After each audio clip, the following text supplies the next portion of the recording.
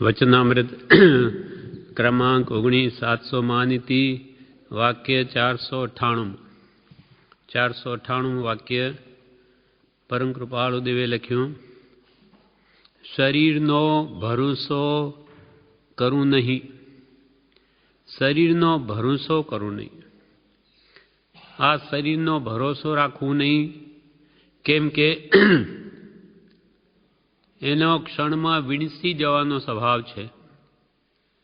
એટલે આ શરીરને ક્ષણનો પણ ભરોસો કરવો નહીં કેમ કે ક્ષણવારમાં શીશી જેમ ફૂટી જાય તેમ શરીર નાશ પામી જાય છે એવો એનો સહ સ્વભાવ છે। સડન પડન ને વિધ્વંસણ એ પૂતગલનો સ્વભાવ છે।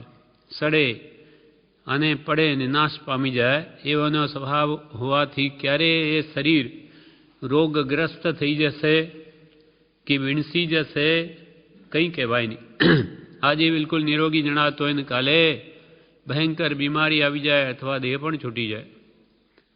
એટલે આ શરીરનો કૃપાલ કે ભરોસો કરવું નહીં કે ભાઈ હું 100 વર્ષ જીવીશ કે 80 વર્ષ જીવીશ કોઈ નક્કી નથી। કોઈ ગર્ભ વિશે મરે જન્મતા, કોઈ બાળપણમાં પડે મરે, યુવાન મરતા જોઈ નિયમ નહીં વર્ષો તણ। કોઈ નિયમ નથી કે ભાઈ અહીંયા 100 વર્ષનું આયુષ્ય બધા 100 વર્ષના થઈને મરે। નિયમ નહીં વર્ષો તણો પણ મરણ અચાનક થા। પણ એક નિયમ નક્કી ખરો કે જન્મે તે મરી જાય। આપણે જન્મ્યા છીએ, આ દેહનો જન્મ થયો છે માટે એનો સંયોગ થયો માટે એનો વિયોગ નિશ્ચિત છે પણ ક્યારે તો કે નક્કી નથી। એટલે દેહનો ભરોસો કરવો નહીં માટે આ શરીર વડે શીઘ્ર આત્મકલ્યાણનું કાર્ય સાધ્ય કરી લો એમ આત્માર્થીનું તો અનુપ્રેક્ષણ હોય છે કેમ કે ભરોસો નથી કાલે હું હોઈશ કે નહીં। શીઘ્ર આત્માનું કલ્યાણ કરી લો જેમ મને તેમ શુભસ્ય શીઘ્રમ। અનાથી મુનિએ પણ ભર યુવાનીમાં આંખની અસહ્ય પીડાના નિમિત્તે શરીરનો ભરોસો મૂકી દઈ ચારિત્ર ગ્રહણ કરીને આત્માનું કલ્યાણ સાધ્યું। એમ કૃપાળુ દેવ પોતે પણ 109 પાન ઉપર જણાવે છે કે રક્ત પિત્ત જેવા સદૈવ લોહીથી ગદગદતા મહારોગની ઉત્પત્તિ જે કાયામાં છે, પળમાં વીણસી જવાનો જેનો સ્વભાવ છે, જેના પ્રત્યેક રોમે 2.5 રોગનો નિવાસ છે, તેવા 3.5 કરોડ રોમથી તે ભરેલી હોવાથી રોગનો તે ભંડાર છે એમ વિવેકથી સિદ્ધ છે। તમે કે આ વિવેક કરશો તો તમને પણ આ વાત સિદ્ધ જણાશે કે રક્ત પિત્ત જેવા સદૈવ લોહી પરુથી ગદગદતા મહારોગની ઉત્પત્તિ જે કાયામાં છે કેમ કે કાયા રોગનું ઘર છે। જન્મ જરા અને મૃત્યુ મુખ્ય દુઃખના હેતુ અથવા ખાણ મૂત્રને મળની રોગ જરા ને નિવાસનું ધામ। રોગ ક્યાં રહે? શરીરમાં। જરાવસ્થા ક્યાં રહે? શરીરમાં। રોગ જરા ને નિવાસનું ધામ કાયા એવી ગણીને માન તજીને કર સાર્થ કામ। કાયા એવી ગણીને, કાયાને એવી ગણી રોગોનું જ ઘર માની અને આ કાયા વડે તારા આત્માનું શીઘ્ર હિત કરી લે કેમ કે આ કાયાના રોમે 2.5 રોગનો નિવાસ છે। કૃપાલદેવ લખે એવા 3.5 કરોડ રોમથી તે ભરેલી હોવાથી રોગનો તે ભંડાર છે એમ વિવેકથી સિદ્ધ છે।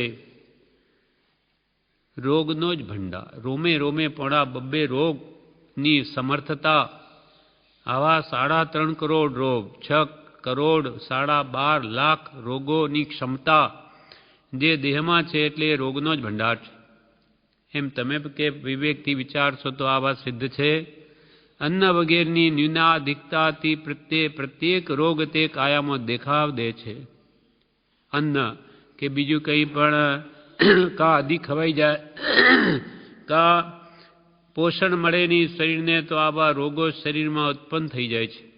ત્યાં વધારે ખાય તો પણ રોગ થાય, જોઈએ એવું પોષણ પણ શરીરને ન મળે તો પણ રોગ થાય. એમ અન્ન વગેરેની ન્યૂનાધિકતાથી તે પ્રત્યેક રોગ જે કાયામાં દેખાવ દે છે, મળ, મૂત્ર, નરક, હાડ, માંસ, પરુ અને શ્લેષ્મથી જેનું બંધારણ ટક્યું છે, ત્વચાથી માત્ર જેની મનોહરતા છે, તે કાયાનો મોહ ખરે વિભ્રમ જ છે. કૃપાલ કે એવી કાયાનો મોહ કરવે ખરેખર એ ભ્રાંતિ છે કે જેમાં આપણે વિચારીએ તો છે શું ભરેલું? મળ, મૂત્ર,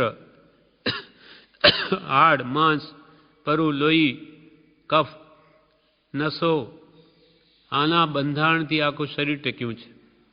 આ બધું નીકળી જાય તો મૃત્યુ થઈ જાય. અને ઉપર ચામડી મળેલી છે. આ બધાની ઉપર પાછી સુંદર ચામડી, બધું ઢંકાઈ ગયું અંદર.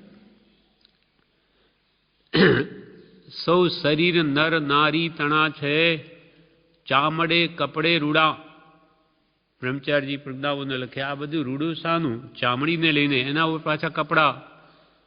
કેમ કે શરીરનું વાસ્તવિક સ્વરૂપ તો બેડોલ છે, ખાડા ટેકરાવાળું, એટલે ગમે નહીં. એટલે એને સુંદર બતાવવા માટે પાછા કપડાં પહેરાવે. કપડાં કપટ વધારતા. બ્રહ્મચારીજી કે આ કપડાં છે તે કપટ વધારે, કપટ છે નહીં એવું ને એવું બતાવે. પણ આ જીવને એનું ભાન ક્યાં છે? એટલે જ્ઞાનીઓ કે ખરેખર એ વિભ્રમ જ છે. એ કાયા પ્રત્યેનો મોહ એ ખરેખર ભ્રાંતિ છે. કેમ કે મળ, મૂત્ર, હાડ, માંસ, પરુ, શ્લેષ્મથી એનું બંધારણ ટક્યું, ત્વચાથી માત્ર જેની મનોહરતા છે. સૌ શરીર નર નારી કે પછી ઢોર પશુ બધાની આ સપ્ત ધાતુ જ છે. ઔદારિક દેહ છે બધાના, કંઈ વિક્રિક દેહ નથી. એટલે ઢોર પશુની કાયા કે આપણી કાયાના આ ધાતુઓ એક જ છે. સપ્ત આ હાડ, માંસ, પરુ વગેરે બધું એક. એટલે માત્ર ત્વચાથી જેની મનોહરતા છે, ચામડે કપડે રૂડા બંને કરી દો દેહ દૂર તો દેખાય કુંડ થકી કુણા. કપડાં દૂર કરી દો, ચામડીને ઉખેડી નાખો, છોલી નાખીએ જેમ દૂધીને ઉપરથી એનો છાલ લઈ લઈએ એમ લો શરીર ઉપરથી તો ખબર પડે કે કેવું ભયંકર લાગે. તો દેખાય કુંડ થકી કુણા. કુંડ જે હોય માંસના આ હાડકાના ચમારને ઘેર, એના કરતો પણ ભયંકર લાગશે ચામડી ઉતારેલું માણસ. પણ છતાં પણ અવિચારથી એ દેહને રૂપાળી માનીને જીવ તેમાં મોહ કરીને આ સંસારમાં રજડે છે. સૌ શરીર નર નારી તણા છે, ચામડે કપડે રૂડા બંને કરી દ્યો દૂર તો દેખાય કુંડ થકી કુડા. રે રે અવિચારે રૂપાળી દેહ માની જીવ ભમે. રે રે અવિચારે રૂપાળી દેહ માની જીવ ભમે. દુર્ગંધી ગંદી કેદમાં મુમુક્ષુ જીવો ના રમે. દુર્ગંધી ગંદી કેદમાં મુમુક્ષુ જીવો ના રમે. આવી દુર્ગંધીથી ભરેલી ગંદી કાયામાં મુમુક્ષુ જીવો તો કે ના રમે. જેના અંદર કંઈક પણ મુમુક્ષુતા આવી હોય તે તો કાયા સાથે મોહ ન કરે. આ કંઈ રમવાનું સ્થાન નથી. એટલે કૃપાલે કે તે કાયાનો મોહ ખરે વિભ્રમ જ છે. સનત કુમારે જેનું લેશ માત્ર માન કર્યું તે પણ જેથી સંખાયું નહીં, તે કાયામાં અહો પામરતું શું મોહે છે. લેશ માત્ર કાયાના રૂપનું અભિમાન સનતકુમાર ચક્રવર્તીએ કર્યું, એ પણ એ કાયાથી સહન ન થયું અને ઝેરમય કાયા બની ગઈ. તો હો પામર, આવી કાયામાં તું શું મોહે છે? આમાં તું શું મોહ કરે છે? તે મોહ મંગળદાયક નથી, કલ્યાણકારક નથી, સંસારમાં જ રજરાવનાર છે. એટલે કૃપાલદેવનું વાક્ય છે, શરીરનો ભનુસો કરુણી. આવી દુર્ગંધમય કાયા ક્ષણ માત્રમાં વિણસી જવાનો જેનો સ્વભાવ, આવી ક્ષણ ભંગુર કે સડન પડન વિધ્વંસણ એવો જેનો કાયાનો સ્વભાવ છે એનો કદી ભરોસો કરવું નહીં કે આપણે તો 100 વર્ષ જીવવાના કંઈ આંચ ના આવે એમ કંઈ માની લેવું નહીં. કાંઈ ભરોસો નથી. હવે ઉપદેશામૃતમાં પ્રભુશ્રી કહે છે કડી કાળ છે, આયુષ્યનો ભરોસો નથી, દેહ ક્ષણ ભંગુર છે, બીજે ક્યાંય દ્રષ્ટિ કરવા જેવું નથી, આપણે આપણું કરી વહ્યા જવા જેવું છે. કળી કાળ છે. કળી એટલે જ્ઞાનીઓની દ્રષ્ટિએ પાપનો યુગ છે, વૈજ્ઞાનિકોની દૃષ્ટિએ કળી એટલે કળનો યુગ છે. પણ ખરેખર પાપ જે કાળમાં ઘણું વધ્યું એટલે આ કળી કાળ છે. ત્યાં પાપની વિશેષ પ્રવૃત્તિ છે, ધર્મનો ઘણો જ લોભ છે, સદ્ધર્મનો. ધર્મના નામે કેટલાય ધતિંગ છે, પણ આ ખરેખર ઊંડા અવસરપીડી કાળ છે, જે અનંતકાળે કોઈ વાર આવે એવો આ કાળ છે. કળીકાળ છે. આયુષ્યનો ભરોસો નથી. કૃપાલ આયુષ્યનો કોઈ ભરોસો નથી. દેહ ક્ષણ ભંગુર છે, બીજે ક્યાંય દ્રષ્ટિ કરવા જેવું નથી. આપણે આપણું કરી વહ્યા જવા જેવું છે. ફલાણો ગમે તે કરતો એથી આપણે કોઈ નિસ્બત નથી. આપણે આપણા આત્માનું કામ કરી લેવું, બીજાના પ્રપંચમાં પડવું નહીં. એટલે પ્રભુશ્રી કહે અવસ્થા થઈ છે, નાનીનું વચન તો એમ છે કે સર્વ સમયે ચેતવા જેવું છે, જાગ્રત થવા જેવું છે. નાનીનું વચન તો એમ છે પ્રભુશ્રી કહે કે સર્વ સમયે ચેતવા જેવું છે, એક પણ સમય વેડફવા જેવું નથી, કેમ કે આયુષ્યના કંઈ ભરોસા નથી. સર્વ સમયે ચેતવા જેવું છે, જાગ્રત થવા જેવું છે, ભૂલ્યો ત્યાંથી ફેર ગણ, સમજ્યો ત્યાંથી સવાર. કે હમણાંથી મને જાગૃતિ આવી કે માનવદેહ એટલો દુર્લભ છે અને એમાં શીઘ્ર આત્મકલ્યાણ કરી લેવું જોઈએ તો કંઈ નહીં, હમણાંથી જ પણ ચેત. ભૂલ્યો ત્યાંથી ફેર ગણ, સમજ્યો ત્યાંથી સવાર. હે પ્રભુ, ઉદયાધીન વૃત્તિ ચલિત થઈ જાય છે, પણ હરી ફરીને સાની સામા જવું તો કે જે જ્ઞાનીની આજ્ઞા છે તે દ્રષ્ટિએ રહેવું. ઉદય બીજા આવે આપણી વૃત્તિ ચલિત થઈ જાય. હરી ફરીને કોના સામા જવું પ્રભુશ્રીએ તો કે જ્ઞાનીની આજ્ઞા તરફ દ્રષ્ટિ રાખવી. જ્ઞાનીની આજ્ઞા શું છે? નિરંતર સત્સંગમાં રહો તો કે જેવા નિમિત્તો મળે તેવા ભાવ થઈ જાય છે અને ભક્તિ સ્વાધ્યાય સ્મરણમાં કાળ ગાળો, બીજામાં સમય વેડફોમાં. કેમ કે કાળનો શરીરનો ભરોસો નથી. સમાધિ સોપાનમાં આના વિશે જણાવે છે અશરણ ભાવના. સમાધિ સોપાન કે આ સંસારમાં કોઈ શરણરૂપ નથી. દેવ, દાનવ, ઇન્દ્ર કે મનુષ્ય કોઈ એવો નથી કે જેના ગળામાં યમરાજનો ફાંસો પડ્યો ન હોય. ઇન્દ્રને પણ ચવવું પડે, એ કંઈ અમર નથી. એટલે બધા દેવ હોય, દાનવ હોય કે ઇન્દ્ર હોય કે મનુષ્ય હોય, એવો કોણ છે કે જેના ગળામાં યમરાજનો ફાંસો પડ્યો ન હોય? મરણ વખતે કોઈ શરણરૂપ નથી. ઇન્દ્રાણીનો દેહ છૂટી જાય તો કે ઇન્દ્ર જેવા જેના સ્વામી, વજ્ર જેવા જેને આયુધ શસ્ત્ર, છતાં ઇન્દ્ર મરી જાય છે, ઇન્દ્રાણી મરી જાય છે. એવી જ્યારે ઇન્દ્રની પણ તાકાત મરણની આગળ કંઈ ચાલે નહીં. ભગવાન તીર્થંકરો પણ આયુષ્ય નથી વધારી શકતા, એમને આ સમય પૂરો થઈ દેહ છોડવો પડે છે, તો બીજાની ક્યાં વાત કરવી? બીજે ક્યાંય દ્રષ્ટિ જવા જેવું નથી. મરણ વખતે કોઈ શરણ નથી. આયુષ્ય પૂર્ણ થાય છે ત્યારે ઇન્દ્રનું પણ ક્ષણવારમાં પતન થઈ જાય છે. જેને હજારો દેવો આજ્ઞા ઉઠાવનાર સેવક તરીકે છે, જેને હજારો રિદ્ધિઓ છે, અસંખ્યાત કાળથી જેનો સ્વર્ગમાં વાસ છે, રોગ ક્ષુધા તૃષાદિક ઉપદ્રવથી રહિત જેનું શરીર છે અને અસંખ્યાત બળ પરાક્રમનો ધારક છે, એવા ઇન્દ્રનું પણ પતન થાય છે, તો અન્ય કોણ શરણ છે?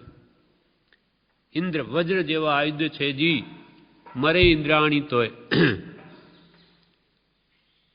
આયુષ્ય મરણ વખતે કોઈ શરણ નથી. આયુષ્ય પૂર્ણ થાય તે ઇન્દ્રનું ક્ષણ વારમાં પતન થઈ જાય. કે જે ઇન્દ્ર કેવો કે હજારો તો જેની આજ્ઞા ઉઠાવનાર સેવક છે, લાખો દેવોનો ઉપરી છે, રાજા છે ઇન્દ્ર દેવલોકનો, હજારો જાતની રિદ્ધિઓ છે જેની પાસે, અસંખ્યાત કાળથી જેનો સ્વર્ગમાં વાસ, અસંખ્યાત કરોડો કંઈ ગણતરીમાં નહીં, પલ્યોપમને આયુષ્યો બધા સાગરોપમના, આટલા કાળથી તો એ ત્યાં ઇન્દ્ર જેવો બનીને રહેલો છે. રોગ નથી, જેને ક્ષુધા નથી કે તૃષા નથી, એનાથી ઉપદ્રવથી રહિત જે દેવોનું શરીર છે, અને અસંખ્યાત બળ પરાક્રમનો જે ધારક એવો ઇન્દ્ર, તેનું પણ પતન થઈ જાય છે. તો પછી અન્યને કોણ શરણ આપી શકે? એને શરણ આપનાર કોઈ નથી. જેવી રીતે નિર્જન વનમાં વાઘે પકડેલા હરણના બચ્ચાને કોઈ બચાવવા સમર્થ નથી. હવે હરણના બચ્ચાએ જંગલમાં નિર્જન વનમાં વાઘે પકડ્યો, તેને કોણ બચાવે? તેવી રીતે મૃત્યુથી પકડાયેલા પ્રાણીને બચાવવા જગતમાં કોઈ સમર્થ નથી. મરણ આવી ગયો, આયુષ્ય કર્મ પૂરું થઈ ગયું, તેના જગતમાં કોઈ બચાવનાર નથી. આ સંસારમાં પૂર્વે અનંત પુરુષો નાશ પામ્યા છે, ત્યાં કોઈ શરણરૂપ છે? કે જે પૂર્વે અનંત પુરુષો ને દેહ છોડવો પડ્યો છે, તો એને કોઈ શરણરૂપ થયું છે? કોઈ એવું ઔષધ મંત્ર યંત્ર ક્રિયા દેવ દાનવાદિક છે નહીં કે જે ક્ષણ માત્ર કાળથી બચાવે. મંત્ર તંત્ર ઔષધ નહીં, જેથી પાપ પલાય, બીતરાગ વાણી વિના અવરન કોઈ ઉપાય. એવી કોઈ દવા નથી, કોઈ મંત્ર યંત્ર કે તંત્ર કે ક્રિયા કે દેવ દાનવાદી કોઈ છે નહીં કે જે ક્ષણ માત્ર પણ આપણને આ કાળથી બચાવી શકે. જો કોઈ દેવ દેવી વૈદ્ય મંત્ર તંત્રાદિક એક માણસને પણ મરણથી બચાવે એમ હોત, તો મનુષ્ય અક્ષય અમર થઈ જાત. અમર થઈ જાય. જો બચાવનાર કોઈ મળી આવે દેવ કે દાનવ અને મરવા જ ન દેતો, તો માણસ અમર થઈ જાત. તેથી મિથ્યા બુદ્ધિ છોડી અશરણ ભાવના ભાવો, કે આ સંસારમાં કોઈ શરણ નથી. સર્વજ્ઞનો ધર્મ સુશરણ જાણી, આરાધ્ય પ્રભાવ આણી, અનાથ એકાંત સનાથ થાશે, એના વિના કોઈ ન બાયસ્યાસે. આ જગતમાં બીજું કોઈ શરણરૂપ નથી. એક સર્વજ્ઞ ભગવંતોએ જે ધર્મ કહે આત્મ સ્વભાવ કો, આત્મ સ્વભાવ પ્રાપ્ત કરવાને માટે જે સમ્યક દર્શન જ્ઞાન ચારિત્રાણી મોક્ષ માર્ગની યોજના જે જ્ઞાનીઓ કરી છે, એ જ એક એને બચાવી શકે. એ સિવાય દુર્ગતિમાં જતા આત્માને કોઈ રોકનાર નથી. એટલે કે છે સદ્ધર્મની આરાધના કરી લો, પોતાના સ્વરૂપને જાણી લો, એને પ્રાપ્તિ કરવાના જે ઉપાયો તેમાં જ મંડ્યા રહો, કેમ કે તમે માનવ દેહ પામ્યા છો. મિથ્યા માટે આવી જગતમાં કોઈ પણ મને શરણરૂપ છે, પુત્રનું કે ધનનું કોઈ શરણરૂપ નથી. મેં આવી મિથ્યા બુદ્ધિ છોડી અશરણ ભાવના ભાવો. મૂઢ લોકો એવો વિચાર કરે છે કે મારા સગાની સારવાર નહીં થઈ, ઔષધિ ન આપી, કોઈ દેવતાની મદદ કે શરણ ગ્રહણ ન કર્યું, ઉપાય કર્યા વિના મરી ગયો. એ મરી ગયો કેમ કે એને કોઈ શરણ ન આપ્યું, અથવા કોઈ દેવી દેવતાની એને માનતા ન રાખી, એટલે એને કોણ હાથ રાખે? એટલે બીજો કોઈ ઉપાય કર્યો નહીં, સારવાર કરી નહીં, ઔષધ કર્યા નહીં, એટલે બિચારો મરી ગયો, એમ મૂઢ લોકો એમ કહે છે. આ પ્રકારે વિચારી પોતાના સ્વજનોનો શોક કરે છે, પણ પોતાનો વિચાર નથી કરતો કે હું જ મૃત્યુના મુખમાં દાઢની વચમાં બેઠો છું. કોઈ ઉપાયો વડે પણ ઇન્દ્ર જેવાથી પણ કાળ રોક્યો નથી, તેને મનુષ્યરૂપ કીડો કેવી રીતે રોકી શકશે? કેવી રીતે પરને મરતા દેખીએ છીએ, જેવી રીતે પરને મરતા દેખીએ છીએ તેવી રીતે મારે પણ અવશ્ય મરવાનું છે, કેમ કે શરીરનો ભરોસો નથી. આ શરીરનો કોઈ ભરોસો નથી. કેમ જ્ઞાનીઓ કે તું મૃત્યુરૂપી કાળના મુખની દાઢમાં જ બેઠો છે. જેમ અજગરનું મોઢું હોય એમાં દેડકું બેઠું હોય, એ કૂદે અને એને લાગે કે હું તો રમું છું, ખેલું છું, પણ એને ભાન નથી કે આ હું અજગરના મોઢામાં બેઠો છું. આ મોઢું જ્યારે બંધ કરે છે ને ત્યારે હું મરી જઈશ, દબાઈ જઈશ, એને ભાન નથી. એવી સ્થિતિ આપણી છે. લહેર કરે જગતમાં, ખાઓ પીઓ, મોજ કરો, હરો ફરો. અરે પણ તું કાળરૂપી મૃત્યુ આ શિકારના દાઢમાં જ છે, ક્યારે તને લઈ લેશે ખબર નથી. તારે માથે કોપી રહ્યો કાળ ને ઊંઘ તને કેમ આવે? પાણી પહેલાં બાંધી લેને પાળ, ઊંઘ તને કેમ આવે? હજુ પૂર આવ્યું નથી ત્યાં સુધી કે પાળ બાંધી લે, પછી કંઈ નહીં થાય. મરણ આવીએ કાંઈ વળશે નહીં, પસ્તાવો જ થશે. એટલે જ્ઞાની કે હવે કરી લે, પહેલાં તારા હાથમાં છે ત્યાં સુધી કરી લે.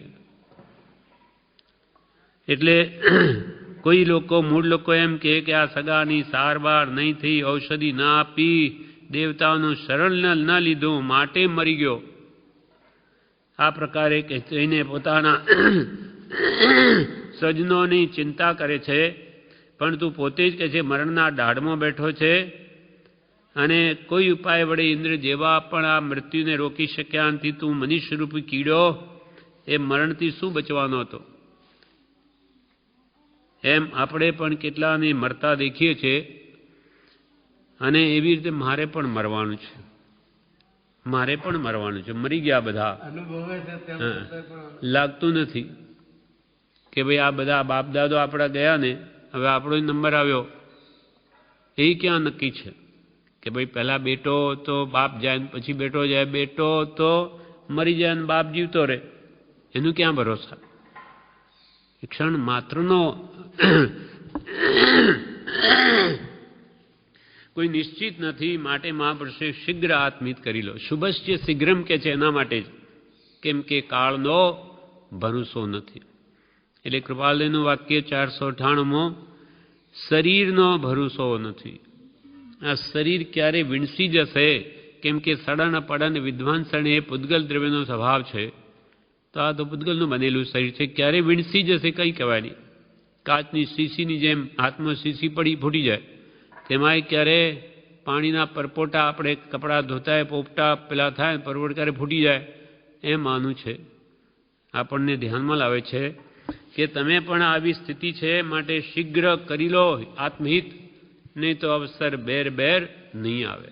એટલે શરીરનો કોઈ દિવસ કે ભરોસો નહીં રાખવો કે હું તો નિરોગી છું, મારે તો નખમય રોગ નથી, એટલે મારે કંઈ આંચ આવે નહીં. પણ બિલકુલ નિરોગીઓને દેહ છૂટી જાય છે અને રોગી પડ્યા રહે છે. એટલે નિરોગી હોય એ જીવતા જ રહે એવું કંઈ નથી. આ દેહનો કાંઈ ભરોસો નથી. હવે વાક્ય 499, અયોગ્ય વચને બોલાવવું નહીં. કોઈ પણ વ્યક્તિને દુઃખ થાય એવા અયોગ્ય વચને બોલાવવું નહીં, પણ સર્વને યથાયોગ્ય માન આપવું. કૃપાલજીનું વચન છે અયોગ્ય વચને બોલાવવું નહીં. પ્રભુશ્રી જેવા તો શું કહે ઉપદેશામૃતમાં પાન 291 પર પ્રભુશ્રી કહે, માર્ગ કોઈ અપૂર્વ છે, માર્ગ કોઈ અપૂર્વ છે, મોક્ષે પહોંચાડે તેવો માર્ગ કૃપાળુ દેવે કરી દીધો છે. એ દ્રષ્ટિ ઉપર આવવું એ પૂર્ણ ભાગ્ય છે. પહેલાં તો કે આ માર્ગ કેવો? વિનયનો માર્ગ અથવા વિનયનો લાભ લઈ જો કાંઈ મહામોનીય કર્મથી બુડે ભવજલમાય અથવા શિષ્ય કેવળ જ્ઞાન પામી જાય અને ગુરુ ન પામે તો એનો વિનય કરે. ગુરુ રહ્યા છદમસ્ત પણ વિનય કરે ભગવાન. એવો આ માર્ગનો વિનયનો માર્ગ છે. માર્ગ કોઈ અપૂર્વ છે, મોક્ષે પહોંચાડે તેવો માર્ગ કૃપાળુ દેવે કરી દો. ટૂંકાણમાં બધું આપણને સારભૂત તત્વ કાઢી આપ્યું. સમય ટૂંકો છે, આપણા આયુષ્ય ટૂંકા અને ઉપાધિ વિશેષ, બુદ્ધિ ઓછી. હવે આટલા ટૂંકા સમયમાં એનું કેમ કામ થઈ જાય એવો ઉપાય બતાવ્યો. જેમ કે સ્વયં ભવાચાર્ય હતા, આ 10 વૈકાલિક સૂત્રના કરતા. એમને એમનો પુત્ર મણક ત્યાં આવ્યો પૂછતા પૂછતા, મારા પિતા ક્યાં છે? તો કે મને જ સમજી લે. એમ કરીને પોતે ખુલ્લી વાત ન કરી, એને દીક્ષા આપે છે વૈરાગ્ય પમાડીને. પણ જ્ઞાન બળે એમને એમ લાગે કે એનું આયુષ્ય 6 મહિનાનું છે, 6 મહિના દેહ છૂટી જશે. તો આવો આ કેવી રીતે પોતાના આત્માનું કલ્યાણ કરે? એટલે એના માટે આ શાસ્ત્ર રચ્યું, 10 વૈકાલિક સૂત્ર. સંક્ષેપમાં આખો મુનિઓનો આચાર એમાં બતાવી દીધો. અને એ રીતે એને સ્વાધ્યાય એના આધારે જીવીને 6 મહિનાની અંદર એનું કામ કાઢી લીધું. દેહ છૂટે ત્યારે ગુરુના આંખમાંથી આંસુ આવ્યા. ત્યારે બીજા શિષ્યો કે આજે આપના આંખમાંથી આંસુ કેમ? તો કે હર્ષના આંસુ છે. 6 મહિનામાં એનું કામ કાઢી ગયો. કે જે વિચારેલું, જેના માટે આ શાસ્ત્ર લખેલું અને જે ધારેલું કાર્ય પાર પડ્યું. પછી વાતચીત કરતા એમને ખબર પડે છે કે આ એમનો જ પુત્ર હતો. તો કે અમને પહેલાં કહેવું હતું ને કે આ તમારો પુત્ર હતો આપનો? તો કે પહેલાં કહું તો આ શિથિલ થઈ જાય, તમે એને લાડમાં રાખો તો આનું જીવન બગડી જાય, આ આરાધના કરી નહીં શકે, એટલે બતાવી જ દઈ. આ પુત્ર છે એવું ન કહ્યું. એમ ટૂંકામાં 10 વૈકાલિક સૂત્ર આપીને એ આત્માનું કલ્યાણ કર્યું. એમ પરમ કૃપાળુ દેવે આપણને આખો મોક્ષ માર્ગ, 14 પુરુનો સાર, આત્મસિદ્ધિ, 6 પદ અને દરેક પદ તત્વથી ભરેલા છે, બહુ પુણ્ય કેરા વગેરે, એવું અદ્ભુત માર્ગદર્શન આપીને આખો મોક્ષ માર્ગ સંક્ષેપમાં આપણને આપી દીધો છે. હવે શ્રદ્ધા હોય તો અડધું કામ થઈ ગયું. પછી કે વાત બેસી જાય, કૃપાલદેવ સાચા, એને કહ્યું તે સત્ય, તો તારું અડધું કામ થઈ ગયું. હવે શોધવાનું રહ્યું નહીં. હવે કેમ કર્યા કર, બસ તો તું સારા સાચા માર્ગે, યથાર્થ માર્ગે તો આગળ વધતો જઈશ. એટલે અહીંયા ઋષિ કહે માર્ગ કોઈ અપૂર્વ છે, મોક્ષે પહોંચાડે તેવો માર્ગ કૃપાળુ દેવે કરી દીધો છે. એ દ્રષ્ટિ ઉપર આવવું એ પૂર્ણ ભાગ્ય છે. જેના મહાભાગ્ય હોય તેને આ વાત શ્રદ્ધામાં આવી જાય કે બિલકુલ સાચી વાત છે. કૃપાળદેવે કહ્યું એમ જ છે, તો એનું અડધું કામ થઈ ગયું. શ્રદ્ધા જ પરમ દુલ્હા. શ્રદ્ધા પરમ દુલ્હા. શ્રદ્ધા થઈ ગઈ, એને સાચો માર્ગ મળી ગયો. હવે ધીમેથી ચાલશે તોય મોક્ષે પહોંચવાનો, વિચલિત ન થાય તો માર્ગથી. જેમ કે ગાડી પાટા પર ચડી ગઈ, હવે ધીમે ચાલશે તો મોડી પહોંચશે, પણ માર્ગ સાચો છે. પણ માર્ગ સત્યને મળે ને દોડાદોડ કરે તોય એ વિપરીત માર્ગે ચાલ્યો જાય. વળી આ માર્ગ સાચો છે, કૃપાબુદ્ધ કહે છે બધું સાચું છે. હા, એમ અંતરમાં તો થાય છે, હા, પણ પરિણમતું નથી. પણ આ સાચું છે. શ્રદ્ધા સાચી હોય ને તો યથાશક્તિ આપણો પુરુષાર્થ એ પ્રમાણે કરવાનો હોય જ, થઈ શકે એટલું પુરુષાર્થ તો કરે. જેમ કે કોઈને લખપતિ થવું હોય પણ પાસે કંઈ ન હોય, તો કે થવું છે મારે લખપતિ, તો પુરુષાર્થ કરે તો 100 થાય, 1000 થાય, લાખ થાય, એમ કરતાં બધું થાય. પણ પુરુષાર્થ જ ન કરે તો કંઈ નહીં થાય. પણ પહેલાં એણે જેમ કેમ નિર્ણય કર્યો કે મારે લખપતિ થવું છે, તો પુરુષાર્થ કરવા માંડે. તેમ આપણને કૃપાલદેવ સાચા એમ કહ્યું તો સત્ય.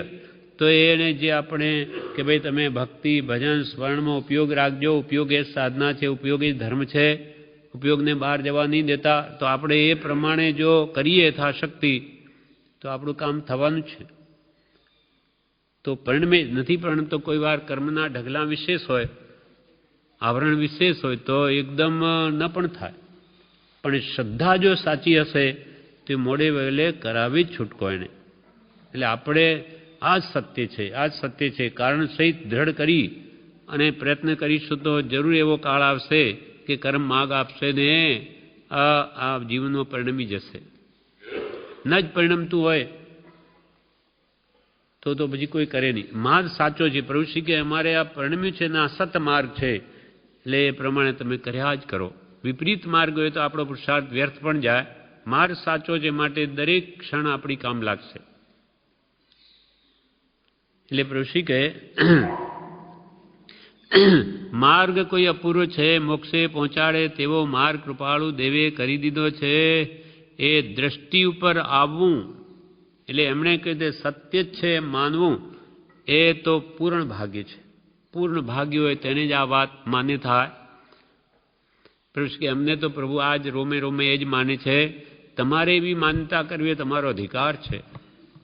તમે સ્વતંત્ર છો. તમે કે આ વાત અમે જેમ માની કૃપાલને મેં સર્વસ્વ માનીને એની શરણે રહ્યા તેમ તમે પણ એ કરી શકો છો ધારો તો. વળી કહે પ્રભુ પ્રભુ પ્રભુ પ્રભુ શબ્દ બોલવાની ટેવ મને છે. તે વિશે એક ભાઈએ મને જણાવ્યું કે એવું શું બોલો છો? પ્રભુ કે પ્રભુ પ્રભુ પ્રભુ પ્રભુ એવું બોલવાની મને ટેવ છે. તો એક ભાઈએ એમ કહ્યું કે આવું શું બોલો છો? પ્રભુ પ્રભુ બધાને. પણ પ્રભુશ્રી કહે પણ તેની આજ્ઞાએ દીનપણું અંગીકાર કરી પ્રવર્તું છે. એટલે એ શબ્દ ઉપયોગપૂર્વક બોલાય તો સારું, એમાં કંઈ વાંધા જેવું છે? અમે એની આજ્ઞાએ કૃપાળુ દેવેજીએ કહ્યું કે તું આત્મા છું, તું પ્રભુ છું, તું ભગવાન છું, એવું એની આજ્ઞાએ એવી સ્મૃતિ રાખીને દીનપણું અંગીકાર કરી અમે કે એ શબ્દ ઉપયોગપૂર્વક બોલીએ તો એમાં કંઈ વાંધા જેવું છે? અથવા પ્રભુશ્રીને તો બધામાં પ્રભુ દેખાતા, તો એ તો જ્યાં જો એમને તો પ્રભુ દેખાય છે ખરેખર કે આ બધા આત્મા છે, પ્રભુ જે ભગવાન છે, બધા નિશ્ચયને બધા પરમાત્મા છે. આત્મા જ પરમાત્મા, અપ્પા સો પરમાપ્પા. માટે અમે તો બધાને પ્રભુ કહીએ છીએ. તો એમાં પ્રભુ કંઈ વાંધા જેવું છે? પછી પાછી વાત કરે કે આમ નહીં કહીએ ને આમ બોલીએ તો અલ્યા અને એવું બોલાઈ જવાય તેના કરતાં બંગડીના વેપારીની પેઠે અભ્યાસ કરી મૂક્યો હોય તો મોઢે સારી જ વાણી નીકળે ને. કે આવું અલ્યા કોણ તું આવા બધા ગમે તેમ બોલીએ એના કરતો પ્રભુ કહેવામાં શું જાય? અને બંગડીના વેપારીની પેઠે એવો અભ્યાસ કરી મૂક્યો તો મોઢે સારી જ વાણી નીકળે. કંઈ નહીં તો પુણ્ય બંધાય. પ્રભુ એ તો બહુ સરસ શબ્દ છે. આપણને તો એની આજ્ઞા એ શબ્દ હિતકારી છે. પ્રભુત્વ એને અર્પી આપણે દીનત્વ, દાસત્વ, પરમ દીનત્વમાં રહેવું ઘટે છે. પ્રભુત્વ તો એને પ્રભુ તો એ છે. તો કે એની આજ્ઞા એ શબ્દ હિતકારી છે. કૃપાળુ દેવે બધામાં સહજાત્મ સ્વરૂપ દ્રવ્ય દ્રષ્ટિ કરવાનું કહ્યું, તો એ દ્રવ્ય દ્રષ્ટિનો અભ્યાસ આપણને કરવાનું કહ્યો. તો કે છે એની આજ્ઞા એ શબ્દ હિતકારી છે. બધામાં પ્રભુ જોવાની દ્રષ્ટિ. પ્રભુત્વ એને અર્પી આપણે દીનત્વ, દાસત્વ, પરમ દીનત્વમાં રહેવું ઘટે છે. બંગડીના વેપારીની પેટે અભ્યાસ કરી મૂક્યો હોય. પ્રભુશ્રી આ દ્રષ્ટાંત આપ્યું બંગડીના વેપારીનું. એક બંગડીનો વેપારી ગધેડી ઉપર બંગડીઓ, ચૂડીઓ વગેરે લાદીને વેચવા માટે ગામડે જતો. તે ગધેડીને હાંકતા, લાકડી મારીને બોલતો બંગડીનો વેપારી કે ગધેડી ઉપર બધી બંગડીઓ અને ચૂડીઓ મૂકી અને વેચવા જાય. તે રસ્તામાં જ્યારે ગધેડીને હાંકે ત્યારે કે એને લાકડી મારીને એમ બોલે કે માજી ચાલો, બહેન ચાલો, ફઈબા ઉતાવળે ચાલો, એમ માન ભર્યા શબ્દો વાપરી લાકડી મારતો. ગધેડીને એમ કે માજી ચાલો, બેન ચાલો, ફઈબા ઉતાવળે ચાલો, એમ માન ભર્યા શબ્દો વાપરી લાકડી મારતો વાટમાં બીજો કોઈ માણસ મળ્યો. તેને એમ લાગ્યું કે આ એમ કેમ બોલતો હશે, એટલે તેણે તેને પૂછ્યું. ત્યારે બંગડીના વેપારીએ કહ્યું કે અમારે ગામડામાં ગરાસિયા વગેરેની બાઈઓ સાથે બંગડીઓનો ધંધો કરવો પડે છે. ગરાસિયાની બાઈઓ સાથે અમારે બંગડી વેચવા જવું પડે. તેથી આવું સારું બોલવાની ટેવ પાડી મૂકી હોય તો અપશબ્દો બોલી જવાય નહીં. જો ભૂલે ચૂકે એ ગરેસિયાની એ બાઈઓને જો ગધેડી જેવા શબ્દો બોલી જવાય તો ગરાસિયા લોકો મારું માથું કાપી નાખે. માટે સારો અભ્યાસ પાડવા આમ બોલું છું. હવે બાઈઓ ગરાસિયા ત્યાં જો બોલાઈ ગયું કે ગધેડી તને આ નથી ગમતું તો મારું માથું કાપી નાખે. એટલે કે આવો અભ્યાસ કરું છું એવું મારું બોલાઈ ન જવાય. એના માટે એમ પ્રભુ કે પ્રભુ સારા શબ્દો બોલવામાં શું જાય છે, એમાં કંઈ ટેકા આપવા પડે પૈસા? એટલે કૃપાલુ શું કહે, વાક્ય શું છે? અયોગ્ય વચને બોલાવવું નહીં. અયોગ્ય વચન જેથી બીજાને દુઃખ થાય મનમાં એવા વચને બોલાવવું નહીં. સમાધિ સોપાનમાં પણ એના વિશે જણાવે છે.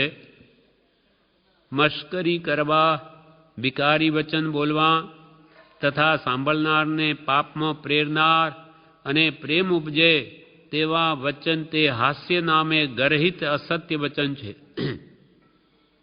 મસ્કરી કરવા, ગમે તેમ બોલે, વિકારી વચન બોલે કે સાંભળનારને પણ મોહ ઉપજે કે પાપમાં પ્રેરણા થાય કે પ્રેમ ઉપજે, તે બધા વચન તે હાસ્ય વચન, હાસ્ય નામે ગરહિત અસત્ય વચન છે. તેને પણ અસત્ય વચન કહ્યા. કોઈને એમ કહેવું કે તું તો મંદ બુદ્ધિવાળો છે, તું તો મૂર્ખ છે, અજ્ઞાની છે ઇત્યાદિક ભાષા તે કર્કશ વચન છે.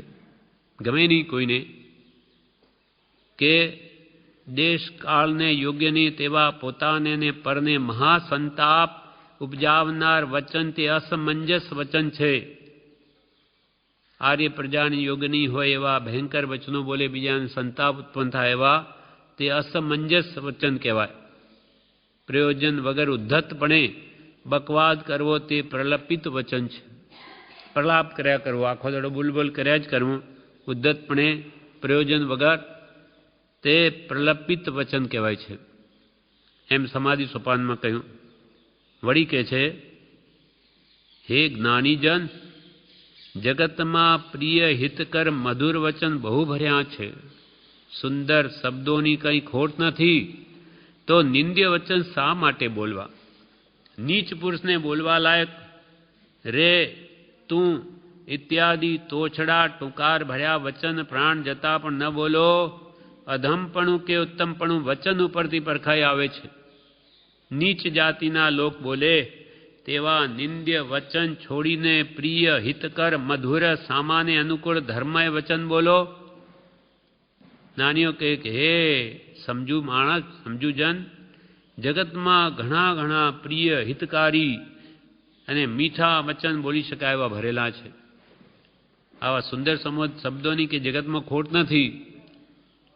તો આવા નિંદા લાયક આવા વચનો શા માટે બોલવા? નીચ પુરુષ બોલે એવું આપણે કે શા માટે બોલવું? અધમપણું કે ઉત્તમપણું વચનથી પરખાય છે. વચનથી માણસની ઓળખ થઈ જાય કે આ માણસ કઈ જાતિનો છે, હલકી જાતિનો છે કે ઉત્તમ જાતિનો છે. એના વચન ઉપરથી એની પારખ થાય છે. અધમપણું કે ઉત્તમપણું વચન પરથી જ પરખાઈ આવે છે. નીચ જાતિના લોક બોલે તેવા નિંદ્ય વચન બોલવા નહીં, પણ પ્રિય હિતકારી મધુર સામાન્ય અનુકૂળ આવે એવા અને ધર્મમય વચન બોલો. નહીં તો મૌન રહો. સ્વપરની હિતકારીઓ એ જ વાણી બોલવી, નહીં તો કે મૌન ધારણ કરીને રહો. બીજાને દુઃખ થાય એવા વચન નહીં કહેવા. અને જે અન્યને દુઃખદાયી વચન કહે છે, ખોટા આળ ચઢાવે છે બોલીને, તેના પાપે કે છે તે અહીં જ તેની બુદ્ધિ ભ્રષ્ટ થઈ જાય છે. જે બીજાને દુઃખ ઉપજે એમ બોલે, કાં બીજા ઉપર ખોટા આળ ચડાવે, કાં આવી પાપવાળી બુદ્ધિ વડે તેની બુદ્ધિ કે અહીંયા જ ભ્રષ્ટ થઈ જાય છે અને જીભ જૂઠી પડી જાય છે. જીભ દ્વારા માણસ બોલે, નિંદા કરે તો એની જીભ જૂઠી પડી જાય. અહીંયા જ આંધળા થાય છે, પાંગળા થાય છે, બીજાને દુઃખ આપવાનું ફળ. દુર્ધ્યાનથી મરીને નરક તિર્યંચ આદિ દુર્ગતિનો ને યોગ્ય બને છે.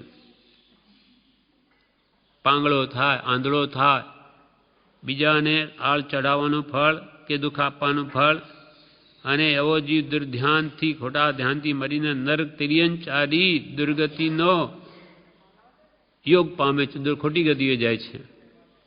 અને સત્યના પ્રભાવથી અહીં જ ઉજ્જવળ યશ વચન સિદ્ધિ, સત્ય બોલતો હોય તેની વચન સિદ્ધિ હોય, એની બોલે સત્ય પડે, ઉજ્જવળ યશ દ્વાદશાંગ આદિ શુદ્ધ જ્ઞાન પામીને પરબ્રહ્મા ઇન્દ્રાદિક મહર્દિક દેવ થઈને તીર્થંકર આદિ ઉત્તમ પદ પામીને નિર્વાણ પામે છે.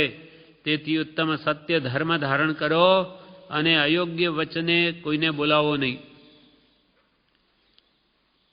એટલે જે સત્ય બોલે તેની વચન સિદ્ધિ થાય, દ્વાદશાંગી આદિ શુદ્ધ જ્ઞાન એને ચઢે, અને પરબ્રહ્મ તે મહર્દિક દેવ થાય, મહદ રિદ્ધિનો ધારક દેવ થઈને તીર્થંકર આદિ પણ પદવી પામી અને તે મોક્ષે જાય છે. તેથી ઉત્તમ સત્ય ધર્મને ધારણ કરો અને અયોગ્ય વચને કોઈને બોલાવો નહીં, પણ યથાયોગ્ય સર્વને માન આપો અને મધુર હિતકારી અને સત્ય વચન જ વાપરો. આ પ્રમાણે વાક્ય 499 પૂરું થયું. અયોગ્ય વચને બોલાવવું નહીં. વિશેષ આપણે આવતીકાલે